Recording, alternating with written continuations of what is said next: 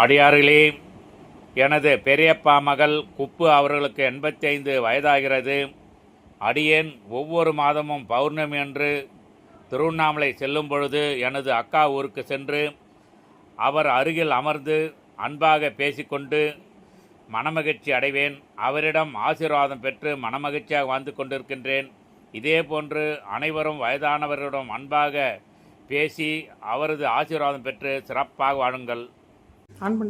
அக்கா, எப்படி இருக்கிற? என்ன பண்ணுது உடம்பு? கால் நோவுது, கை நோவுது, நடக்க முடியல. 3 மாசம் அப்படியே வீட்டுக்கு வாசலுக்கும் கிடக்குறேன். உனக்கு எப்போ 85 வயசுக்கு மேல ஆகுது. இந்த வயசுல இந்த அளவுக்கு இருக்கிறதே பெரிய விஷயம். அதனால நீ கவலைப்படாத. உனக்கு என்ன பேரம் பேச்சுக்கிறாங்க, புள்ளகிறாங்க, மருமகிறாங்க, நல்லா பாத்துக்கிறாங்க. நான் தம்பி இருக்கிறேன்.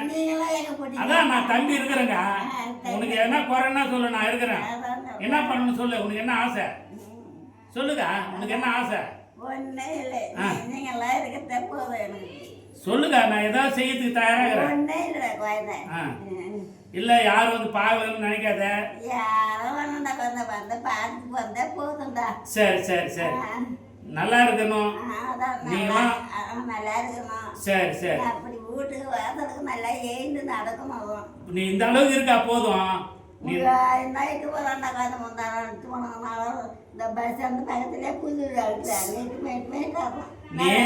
இந்த வயசுல நாங்க நடக்கூட முடியாது. 85 வயசுல இந்த அளவுக்கு இருக்கே பெரிய விஷயம்.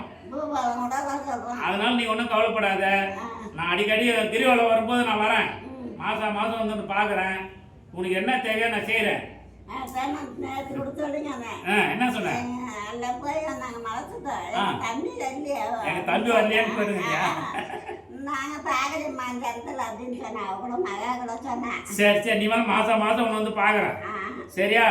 நான் நல்லா இருக்குன்னு வாத்து கை வச்சு, நல்லா இருக்குன்னு வாத்து தலையில் கை வச்சு வாத்து. சரிக்கா, சரியா? ரைட், ரொம்ப சந்தோஷம்.